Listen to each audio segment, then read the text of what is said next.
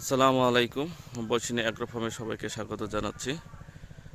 এই সময়টায় আসলে প্রচণ্ড তাপদাহ চলছে সারা বাংলাদেশেই, যার কারণে হচ্ছে মালটা, কমলা, লিচু, আম, আসলে প্রত্যেকটা ফল জাতীয় যে গাছগুলো, আসলে ফলগুলো, গুটিগুলো গাছেই হলুদ হয়ে পড়ে যাচ্ছে।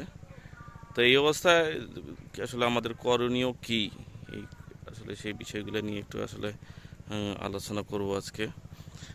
তো এই অবস্থা আমাদেরকে এই যে ফল ঝরা, যদি আমরা এই প্রচণ্ড তাপদাহ থেকে ফল ঝরা যে রোধ করতে চাই, সেক্ষেত্রে আমাদেরকে যেটা করতে হবে, জমির বৈশিষ্ট্য ভেদে যদি আমরা 7 থেকে 10 দিন অন্তর অন্তর যদি পানি সেচের ব্যবস্থা করি, সেক্ষেত্রে হয়তো একটা ভালো ফল পাওয়া যেতে পারে এবং ফল ঝরার যে প্রবণতা, সেটা অনেকটা রোধ করা যেতে পারে। 2 নম্বরে যেটা আমরা বলি, যদি হচ্ছে গাছের চারিদিকে পানি ধরে রাখার জন্য বা হচ্ছে পানির আর্দ্রতা জমির আর্দ্রতা ধরে রাখার জন্য যদি আমরা মালচিংয়ের ব্যবস্থা করি, তাহলে হয়তো ফল ঝরার যে প্রবণতাটা, সেই প্রবণতা অনেকটাই দূর দূর হবে বা নিয়ন্ত্রণে চলে আসবে। আরেকটা যেটা বিষয়, সেটা হচ্ছে আমরা যদি গাছে যদি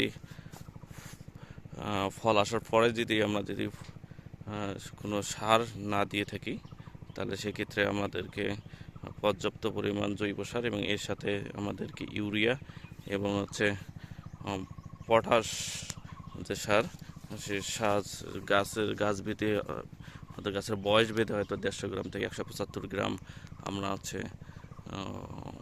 সার প্রয়োগ করতে পারি। এবং অবশ্যই সার প্রয়োগ করার পরে আমাদেরকে অবশ্যই হালকা সেচের ব্যবস্থা করতে হবে। হ্যাঁ, এরপরে 3 নম্বরের যে বিষয়টা, সেই 3 নম্বরের বিষয়টা যদি আমি বলি, সেটা হচ্ছে আমরা যদি প্রচণ্ড তাপদাহর জন্য যদি আমরা সকাল এবং বিকেল দুবেলাই যদি আমরা পানি সেচের ব্যবস্থা করতে, পানি সেচ না, স্প্রে যদি করতে পারি গাছের মধ্যে, অর্থাৎ 2 বেলা, সকালে একবার এবং বিকেলে আরেকবার, 2বার যদি আমরা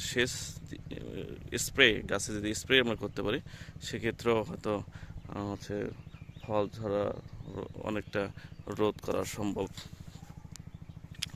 তো এই যে বিষয়গুলা যে বললাম, যে পানি সেচের ব্যবস্থা, পর্যাপ্ত সারের ব্যবস্থা, মালচিংয়ের ব্যবস্থা এবং সকাল বিকাল 2 বেলা গাছে শুধু পানি যদি আমরা স্প্রে করি, সেক্ষেত্রেও হয়তো অনেকটা হচ্ছে এই প্রচণ্ড তাপদাহ থেকে ফল ঝরা রোধ আমরা করতে পারি।